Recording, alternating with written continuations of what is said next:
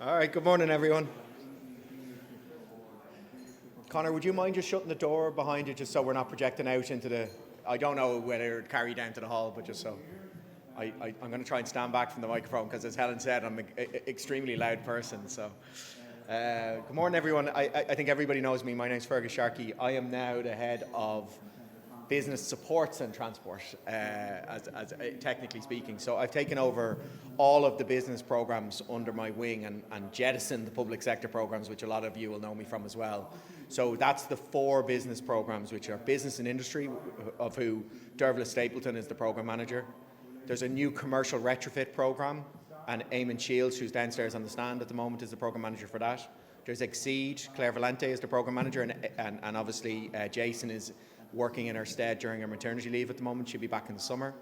And then there is the SSRH, the support scheme for renewable heat, with Ray Langton. So all of that is under my stable, if you will, and the transport programs, believe it or not. So we were using the opportunity just to discuss and bring together all the relationship managers that are on the large industry program and go through sort of what changes we're trying to make to the program, get your input to it, and I suppose what's on the agenda for 2022 and so on.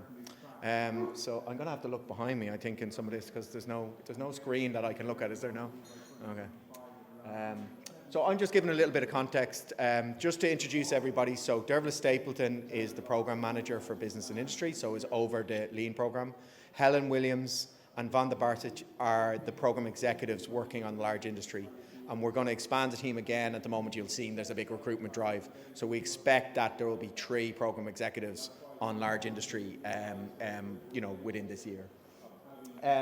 So where are we? This is terrible that I have to look backwards. Maybe if I stand like this, I'm okay. So there's a lot of stuff going on, and by God are we good at setting targets for the last couple of years. Now we have to go about actually trying to achieve them. And that's the real context that we stand in. So we've got these carbon budgets. I have them up on the screen there, but we all kind of know what that means. It's not absolute percentage emissions, it's budgets over particular budget periods. And enterprise will have its own sub-budget. So that's the last bit that has to change, is enterprise hasn't been given its own budget. Now, enterprise emissions are not all industrial emissions. For example, electricity isn't included in that, like data centres and things like that. So, but there is the 8 million tonne or the 7.9 million tonne, and there's at the moment an objective to get that down to 5 million by 2030. That probably still isn't enough to achieve the carbon budgets, and that's where the negotiations will go on. So you see that 7.9. Obviously, there's a lot happening in the electricity space, up to 80%, but for our cohort, there's a real focus on corporate PPAs, and there's a focus on large electricity users, i.e. data centres, right? So we all know that there's a bit of controversy around that. And there's a bunch of work to be done in commercial buildings as well, which does spill over to some of the industry clients. So 50,000, this is as big as the national retrofit program in the domestic space, and the other stuff is even bigger. So what's happening then to achieve this? We've got the ETS, we've got a carbon tax, we've got an obligation scheme on energy efficiency, and we've got Lean, Exceed, support scheme for renewable heat. IDA and Enterprise Ireland are really coming to the table now. We're going to be working a lot closer with it. They've got some money, not a lot, but they've got some money, and they've got an ambition really to focus on their key big clients. Obviously, they're taking a Pareto analysis of this and saying, we can focus on these 10 and solve 80% of the problem in our area. Building regulations, obviously, when it comes to commercial buildings. And the new thing coming down the line is a renewable heat obligation scheme, which is broadly expected to instigate a lot of biomethane injection into the national grid and biofuel blending in heating liquid fuels. So there's other stuff coming along the line. Transparent reporting of emissions is an important piece. Corporate PPA policies, so there's going to be a policy statement. It should be out by the end of this month. I haven't seen it yet, but there is going to be a policy statement, and Lean has a role there. It's some work that Helen has been leading over the last while. Accelerating low carbon heating, our collaboration with the enterprise agencies, district heating is starting to form a role, and renewable gas will form more of a role. So there's a huge amount of stuff going on, but there's not really a very cohesive plan for industry. And that's what we want to be at the heart of as the large industry energy network over the next number of years. We want to drive DETI, who are now responsible for this emission envelope, and we want to drive the companies in the right direction and provide them with timely advice and supports as best we can. I've done this presentation a couple of times, which is quite an extensive what's in the toolbox, my toolbox talk. But what are we really concentrating on? If we look at the National Heat Study and we look at all of the various indicative stuff out there, what we have is a couple of tools at our disposal today. Energy efficiency, which the people in this room know way more about than me, and radical energy efficiency is an enormous opportunity still. We have electrification of heat in various ways. We have renewable electricity being underpinning that, and there's different ways that businesses can get renewable electricity to their site. I've three of them listed there. And we've biomass, which has an opportunity, albeit finite. So that's what we want to see happening in 2030. All of that's ready, all of that's proven, all of that's mature. We can go and do it. And the rest is a little bit less mature. We have to get it ready, but it's not going to play a significant role in advance of 2030 in SEAI's view. I'm sure there's people who will tell you hydrogen's going to be coming out the pipelines in the next number of years, but it's going to be a modest role to 2030. Even if the higher end of the biogas is realised, it's still only about maybe 5 to 10% of the gas mix is biogas, and hydrogen also has limitations, as we know. So we're going to need them because there's areas that we can't decarbonise with the toolbox on the left. So we're going to need the stuff on the right, but it's going to be fairly limited. It's going to be niche, that would be our view. Of course, things can happen suboptimally. There we go. Oh, sorry. It is responding to me, but slowly.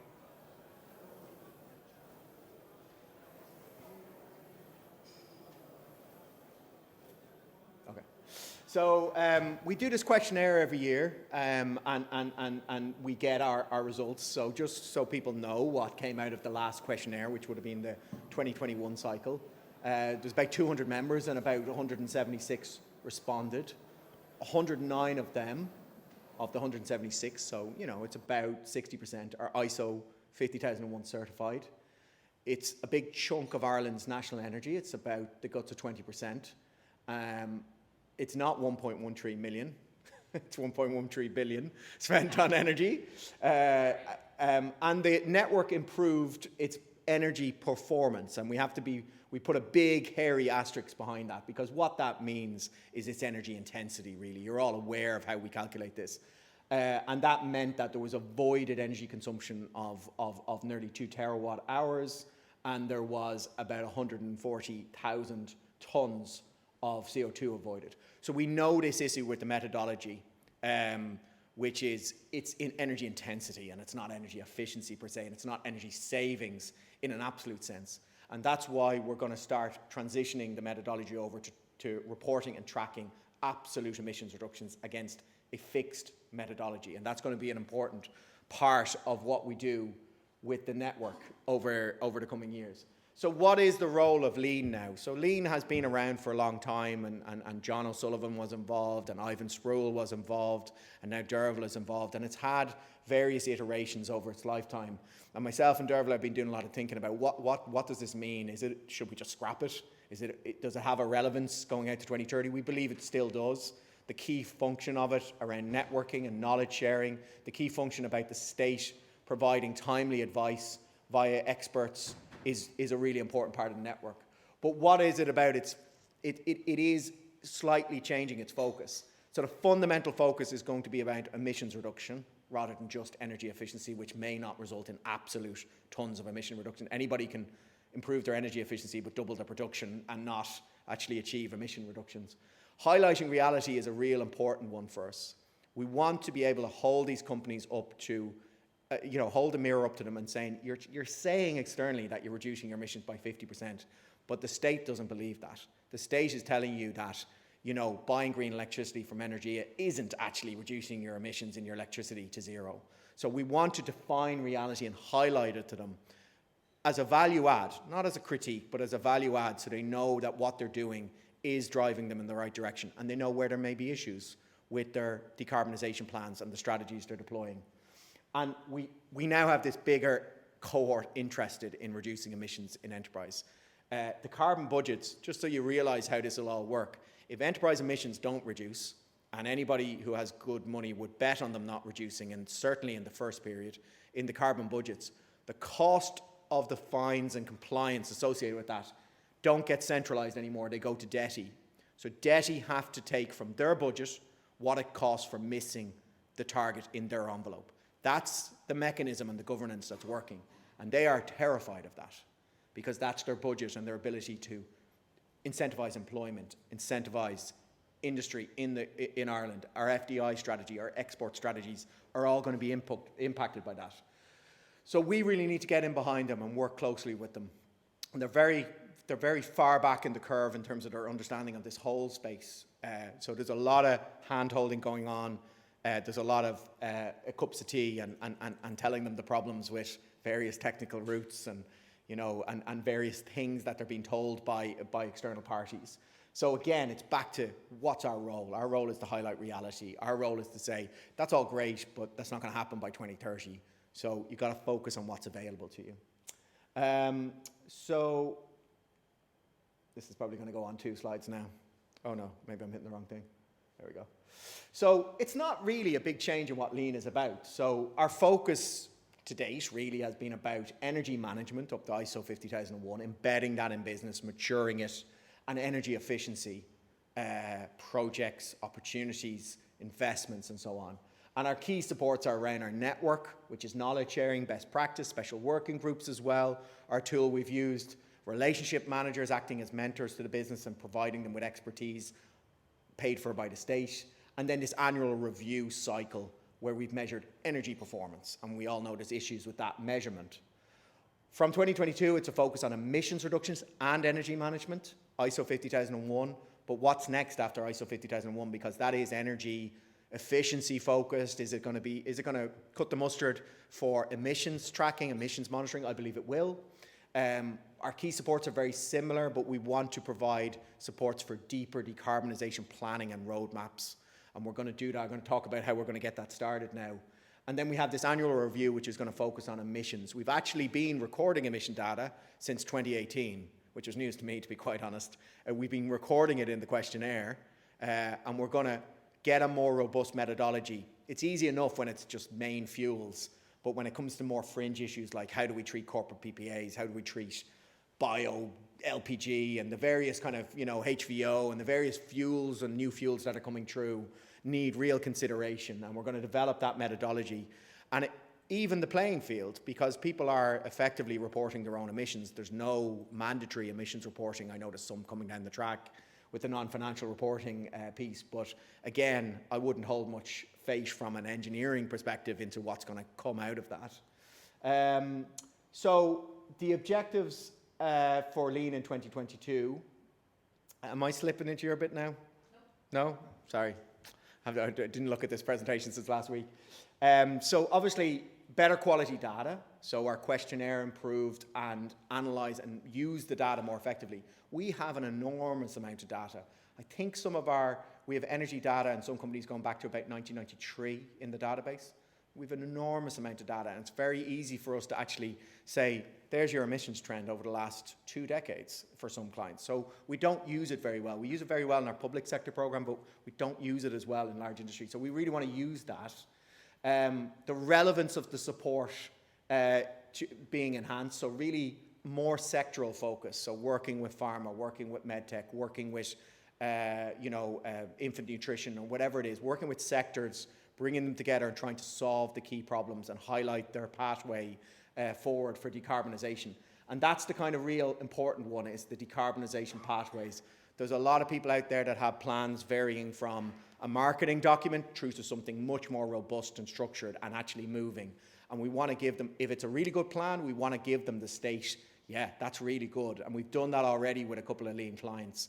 If it's terrible, we want to define reality and saying, look, you're relying on offsets, you're relying on green gas, which may not, there's a risk that it may not appear. There are other opportunities for you. And then effective collaboration. And I'll talk about the IDA collaboration now and the new decarbonisation partnership just to wrap up. So what we're doing at the moment, and this is a very noddy way of doing it at the moment, is we have Lean business as usual with some enhancements. It's not radical change. But what we're going to do with IDA and then laterally other clients is we're going to take my so-called, I've been talking about the Super 15 since I started working with Ivan, but we're going to take a cohort of IDA SEAI clients. So your Pfizers, your Johnson & Johnsons, Ohnish Illumina, maybe if they sell it to another entity. But we're going to take them and we're going to take them into a new decarbonisation partnership. You guys were around when energy partnerships was a thing. That was the nucleus that started the whole large industry network back to this agreements phase. And we're going to work with them on deep support to analyse, enhance and accelerate their decarbonisation plan for the site. And IDEA have money, they want to understand, right, okay, there's 10 opportunities, that one's perfect for Exceed, that one is something that IDEA are going to put environmental aid behind, that one is so attractive you should just be doing it. So we want to cut up their decarbonisation plan, understand where the state can accelerate and support, and start identifying some of the barriers. There's tons of barriers out there. The electricity price structure and access to grid is a major barrier for electrification. And then that starts to build up the model that we get all of the clients to start to follow. So again, like the first cohort that came through, you know, some of you around when this all happened, the IS 393 was developed. It was 399 or 393, and then it became and merged into ISO 50001. We did that with 10 or 15 clients, and now everybody's doing it. We 60, 70% that are ISO 50001. So we're trying to do the same thing, take a cohort, and then it becomes the business as usual for lean. So that's really me, I think. And I'll hand over to Helen for the next bit. But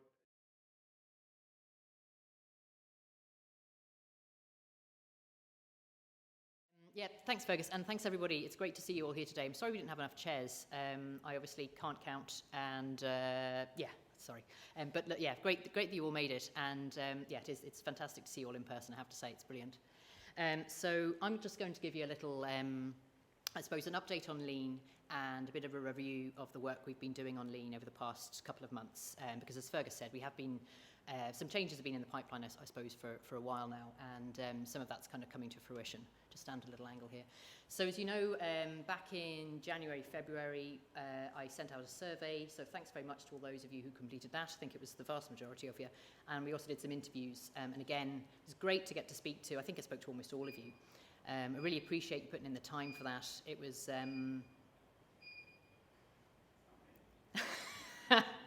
No, that's all right, just as long as it's not sort of any dangerous alarm, that's fine. Oh, is it? Yeah, just to be clear, just some sort of ventilation thing. Okay, very good. But no, thank you. And it was the aim there was to really just get a sort of state of the nation kind of feel with Lean from your perspective. You know, what the main strengths and weaknesses are, and of course what SEAI, what you think we should be doing better, what we can be doing better. And then from that, we'd identify some actions that would sort of feed into and support our own strategy and what we think Lean should be.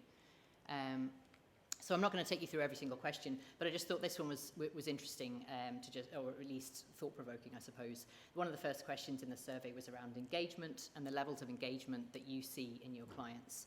And I mean, what we'd want, obviously, is for all of you to be saying, sure, at least 3/4 of my clients are actively engaged in Lean.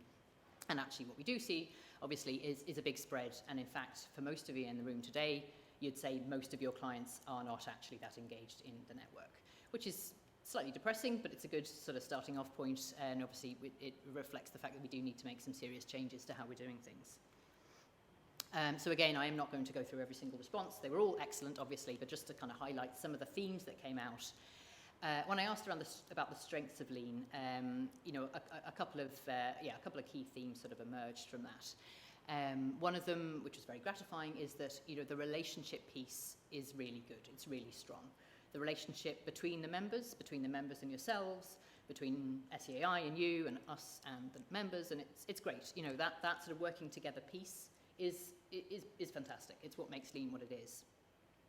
You know, I did that annoying thing where the words didn't go in the bubble. Anyway, other things that came out were, you know, that Lean does get results, which is, again, is fantastic to hear. Active members of Lean do see energy savings, which, you know, is very basic, but it's fantastic. It's the whole point of the exercise. So it's great that you know, was coming out as a clear benefit. And then, obviously the excellent advice. A number of you said the fantastic independent bespoke advice provided for relationship managers is a strength, and I would agree, it's brilliant. I like to think SEAI play a role too, but to be perfectly frank, it's rather more in the background. But that is really important. And the independence piece in particular is obviously really, really valuable to our members, and we want to make sure we build on that, we keep that.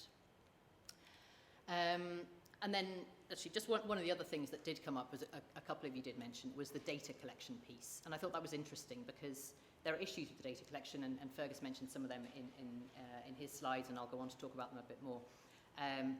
There are flaws in the methodology, we know that, but the framework we've set up to collect the data via the lean questionnaire, via the lean review, is actually very powerful and it's very strong. And again, we don't want to lose that, we're going to build on that. So it was great to see it coming up as both a strength and then, of course, as a weakness too. Questionnaire is not fit for purpose. I can't remember which one of you said that. It's like a blow to my heart, but it's probably quite accurate. Probably one of the nicer things you could say about the questionnaire, in fairness.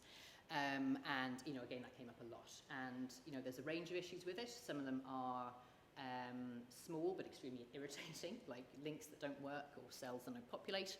And then some of them are rather more fundamental. As Fergus said, focusing on energy intensity, we know that's an issue. So we've definitely work to do there. Other things that came up, obviously, I've mentioned lack of engagement already. That's a huge thing. The whole point of the network is that people are engaged in it, otherwise it's sort of waste of everyone's time. And then that lack of engagement, I think you don't need to be a genius to figure out that's probably something to do with the fact that there's no clear benefits to membership. I might think that being a member is a fantastic idea, you might think it is too, but what's in it for me? That was the, Raoul, that was your catchy phrase, what's in it for me? I liked that, had a little acronym with it as well. What's in it for me is missing. It's not clear why you should be in lean. There's no sort of selling point, there's no catchy slogan to go with it. There's not enough to attract people to join and then to actually participate in it. And then, I suppose, again, underpinning that is probably the fact that we know in recent years there hasn't been enough support from SEAI and there hasn't been enough direction from SEAI, and we're aware of that as well. So that's, a couple of the issues with it. So, in terms of the next steps, I guess there's a lot of actions that can come out of this. Some of them, as I said, are quite sort of straightforward fixes. It is things like making sure the questionnaire isn't riddled with errors, and then some of them are more fundamental. One thing I've been trying to do in January was really develop a calendar of events that members are going to find attractive. So it's why I've been irritating the hell out of all you by asking what your members want. It's that key piece of what are they actually interested in, what concerns them, what is at the front of their mind when they think about energy. So the calendar this year, there's a range of different events. There's a range of different event types too that I've really tried to reflect, what members are bothered by, and also take into account the sort of different ways that they want to take that information on board. So sometimes it's going to be working groups, sometimes it's going to be trainings or briefings. We're going to have some slight visits in there as well, and try and sort of get a bit back on track in the post-COVID world. Also going to be developing, hopefully, some more and more interesting case studies that are persuasive and do actually kind of incentivize action from members.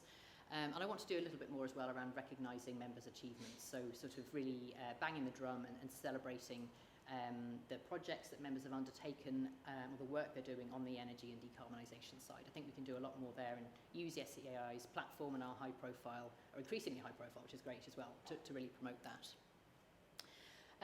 Another piece we know we can improve on is facilitating access to supports, and by supports I really mean the Exceed grant. That's obviously the big one, that's the big prize for a lot of members, but we know that it's not always easy for them to access that.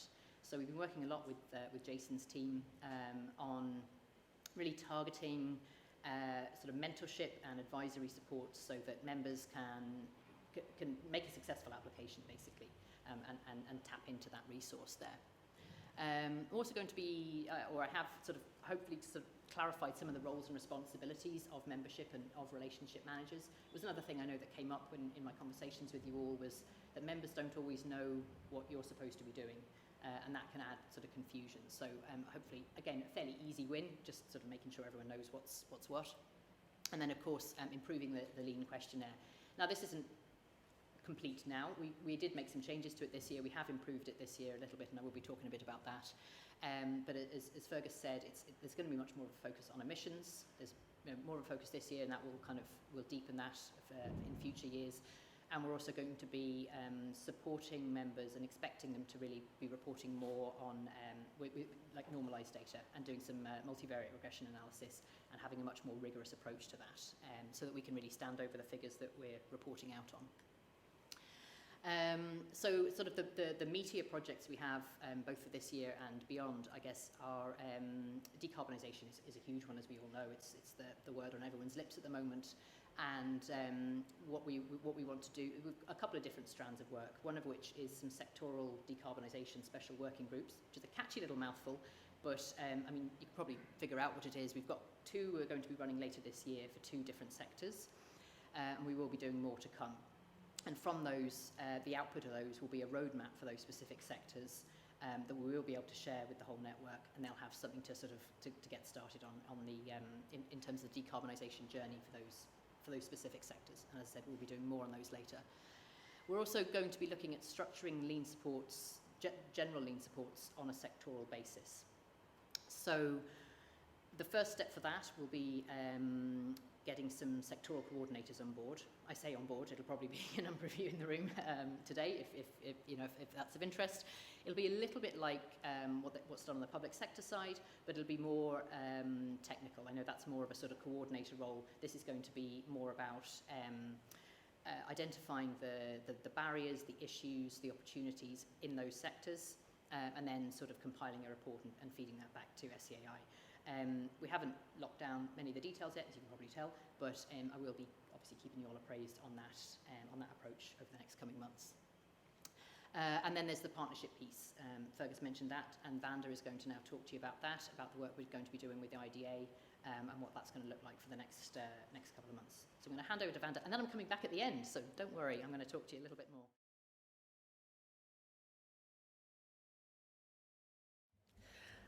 Hi everyone, my name is Vanda.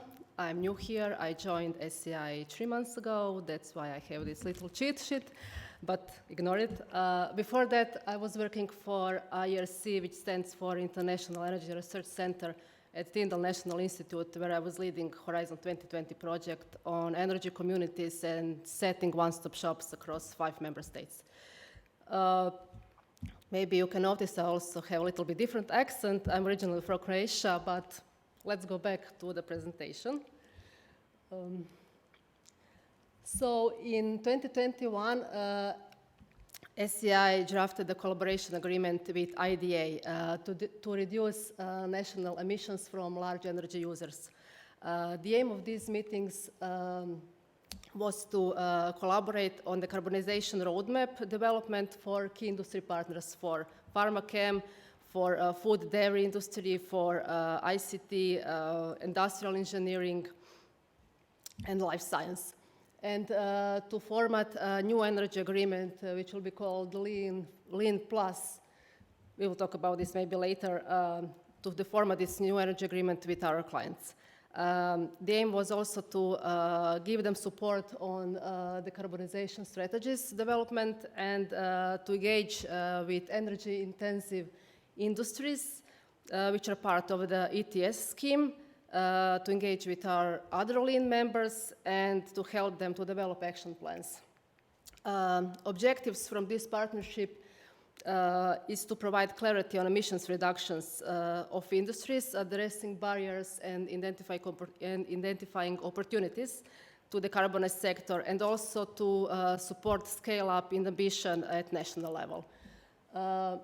As Fergus said, and it's already said, we identified 15 companies which are large energy users and predominantly heavy industry, but there is also 1 data center, 2 food dairies, I think 1 electronics manufacturer and retailer. They are part of the ETS scheme. They are ICO 5001 certified. Some of them has CHP on site, and they leverage funding for projects from energy suppliers, which are part of the EEOS scheme. The purpose is to report this improved energy savings and to, which is very important, to ensure that senior management remain engaged. The benefit they will get from us is visibility and recognition, being part of the special group, special club mostly. They will get also indirect access to government bodies and associate with other companies. And also, as usual, they will gain from us support, technical support, grants, and they will be part of these special working groups. I put down below 3 important documents, 2 from SEAI, 1 from the Environmental Protection Agency. For example, the first on the left is National Energy Balance, which states that renewable energy target for Ireland is not reached, and mostly renewable energy heat, where only 6% of 12% is reached. In Environmental Protection Agency, the report is stated that, of course, emissions declined due to COVID, and industry also shows some decrease of 8%, being mostly due to the shutdown of these 2 peat power plants for the period, I think, of 6 months. Also, some of the power plants are replaced by gas power plants, like peat and oil power plants are replaced by natural gas power plants, and other power plants, natural gas power plants, are now more efficient. This is the reason why emissions declined. In the National Heat Study report, it stated that emissions are rising since 2014, and that 87% of emissions from renewable heat are coming from industry sector. Also, what I read in one of these reports is that most of the existing power plants can be replaced, boilers can be replaced by heat pumps, which is great, and some of the CHP. But I think you're more experienced in this than me. And that biomass has the potential to decarbonize 57% of industrial heat. Also, what I read that over 75% of industrial processes can be decarbonized only by fuel switching. In one of these reports, there is also identified non-technical barriers, which are like, first, lack of awareness. That's why we are all here and we are working on this program. The second one is the low proportion of energy costs in total business operating costs. And the last one is centralized corporate decision on investments. And this is the reason why we need to include senior management in our program and discussions. So some key areas of considerations and needs will be addressed through this initiative. These are from the IDA point of view: clarity, competitiveness, and cost of energy, clarity on the role of green gas, clarity on the constraints to electrification, available infrastructure of client, of course. We should decouple clients' growth with emissions reduction. We should provide confidence to multinational companies that Ireland can reduce national emissions, and ensure that IDA client impacts can be captured to show progress. From the SEAI point of view, this is what we need to meet our national and European targets. We need to support the fundamental building blocks. We need to target limited state support on high impact measures and market barriers. Again, decouple economic growth from emissions, and consider risk of not reducing emissions to attract investment, and ensure that emissions reduction plans are robust and credible and lead to absolute reductions. This initiative will bring value to all clients. For a client, that means opportunity to engage in partnership with us and with the IDA to support the business on their emissions reduction program over the coming years. Also, we will support them on creating action plans. identify risks that are associated with this emission reduction, emission reductions target and objectives. And they will get opportunity to access, as they have now, opportunity to access our expertise and identify barriers, opportunities, new investments, and policy analysis. Also, they will be engaged in a lot of workshops, events, and knowledge sharing. From the IDA point of view, this means an opportunity to build a client inventory of the stated emissions reductions, identify potential that clients have, work on decarbonization pathways, give them support, and incentivize and accelerate investments in initiatives under the environmental aid scheme. From our SEAI's point of view, that means an opportunity to establish sectoral roadmaps, evaluate barriers and opportunities of technical pathways derived from this heat study I just mentioned to you, and support clients with our existing schemes, which we already have now, and you know, Exceed, SSRH, and the EOS. And we will also develop this new methodology to further improve the carbonization strategy and ensure the measurement results are fit for purpose. New methodology and scope of work will apply. Baseline year as 2018, but maybe we will discuss this later with clients and in collaboration with you. Maybe it will be another year, but by now it will be 2018. New methodology will set near and long-term targets, and for long-term targets we mean 2040, 2050, and for this it will be much more flexible. It will progress towards absolute emissions cuts for the time period. It will address the barriers and impediments, especially skill barriers, cost barriers, and regulatory barriers. And it will identify opportunities and new technology deployment. As Helen said, this new methodology will employ multivariant regression analysis, which will include temperature variable and weather impacts. Also, we will start with, we'll take up a bottom-up approach and focus on Scope 1 and Scope 2 emissions. We will also include additionality and offsetting just to avoid double counting and to align more this data to national targets. It will also provide guidance on to improve efficiency, retrofit and upgrade projects, and to consider renewable electricity, renewable heat, and other alternative renewable fuels like hydro-treated vegetable oil and bio-LPG. And here are 8 key steps to the potential engagement approach with selected clients. So first we will identify sector and client who we'll be working with. Then we will have a kickoff meeting with IDA. After that, kickoff meeting with client. We'll put on forward requests for information and led a discussion, initial discussion on clients' action plans.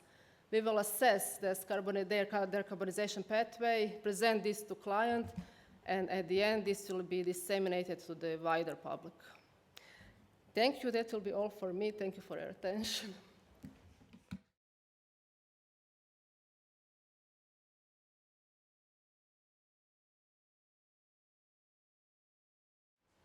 Thanks, Vanda. Yeah, so as promised, I'm just going to finish up with just reviewing, I suppose, some of the roles and responsibilities within Lean. And the reason for this is just because a number of you brought it up as an issue with your clients, the clients not knowing what you're allowed to do, what you're not allowed to do. So I'm obviously not just going to keep it within the room, I'll disseminate this to the membership after today. I just thought I'd go through it with you first. So firstly, just on membership, Lean is obviously, it's a voluntary network, so it does really only work if people participate in it. Otherwise, as I said, it's just sort of a list of companies. So engagement and commitment, it can be difficult to define, but the way I see it is that they'll need to make sure they have sufficient resources to participate in Lean. And really that means is they have to have a primary contact in the company who has enough time and enough clout to actually engage actively and meaningfully within the network. And they have to have support of the site leadership. I'm not telling you anything novel. I know you all know this, but this is, just as I said, it's really for the membership, I suppose. And they do have to complete the Lean questionnaire. I know nobody likes doing it, but it's really the only task we require of the members. And it is absolutely fundamental in terms of us seeing what's actually happening on the ground, what people are actually getting up to. As I mentioned, we are going to be, and as well, we've all mentioned, I think, we are going to be tightening up some of that.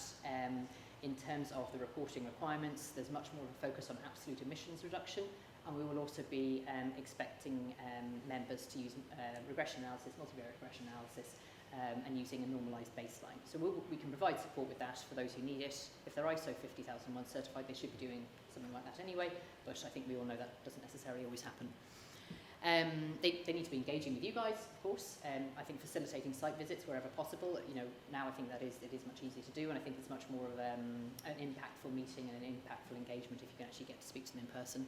And then they need to commit to actually actively participating in the network, so attending events and participating in trainings and all the rest of it. And then finally, as I said, banging on about case studies all the time, but I do need members' cooperation there. So.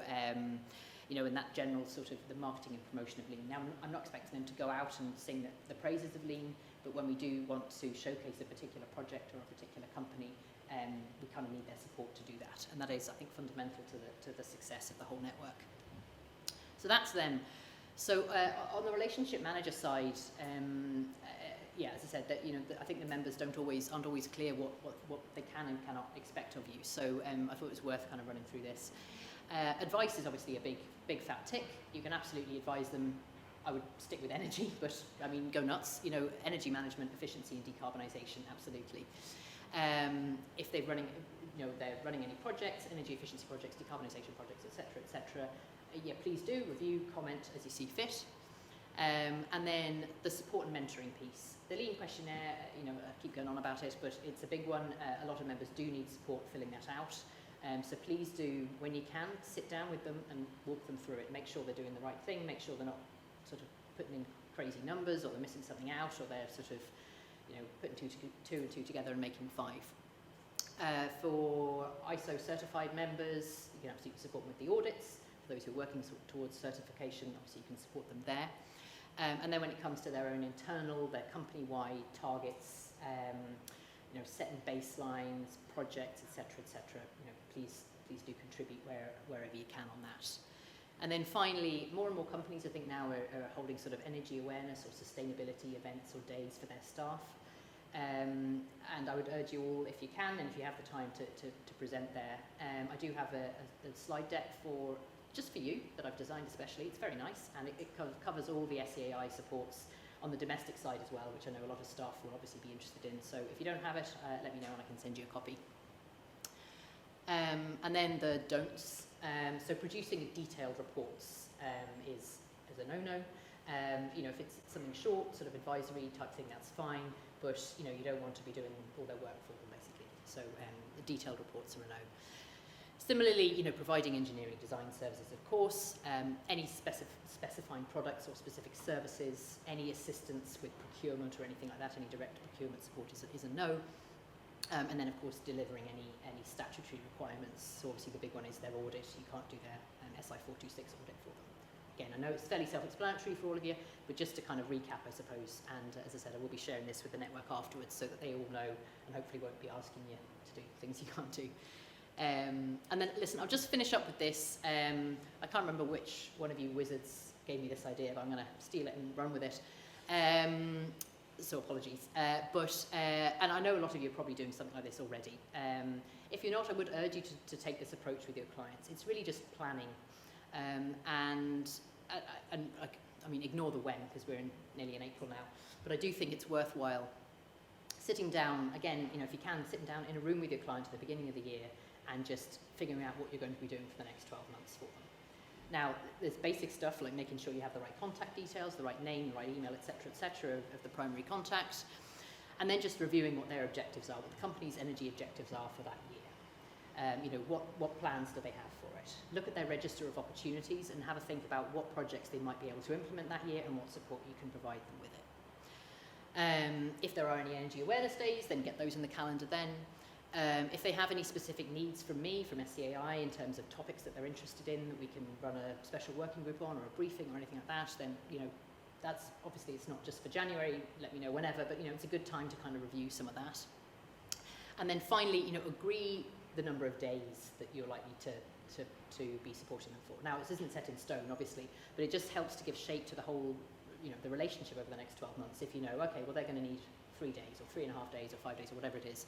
But I think if you get it set down at early in the year, then it kind of helps to put a structure on the whole support, really. And then beyond that, I mean, sure, like I said, these are just ideas now, but in January, I usually try and issue the calendar, so make sure they have a copy of that, flag up any events that you think might be of interest to them. Where questionnaire time, which is now, obviously, the Lean Review's out now, so do make sure that they have that and that they know what they're doing, that they can complete it properly. If they have any issues, if you can be as responsive as possible to them, because, I mean, some of them are sort of old hands at it, and I know get them pretty quickly. We've had some back already, which is fantastic, so thank you for that. But I know that some of them do struggle with it, and some of them just don't want to do it at all. So if you can just be on hand to provide support there, I think that would make that much easier. And then sure, in December, have a little wrap-up, if you like. As I said, this is all perfectly optional, of course, but it's nice to kind of, review what did we do, what was great, what didn't work, and that sort of thing. As I said, I know a number of you are taking this sort of approach already. I'm not trying to teach you to suck eggs, I promise, but I do think it's helpful to have an idea. It's helpful for me, to be perfectly blunt, if I know kind of what sort of support is likely to be coming down the tracks for them. And I think it's probably helpful for the clients and for yourselves as well. But I will leave that there. I think we've plenty of time for questions.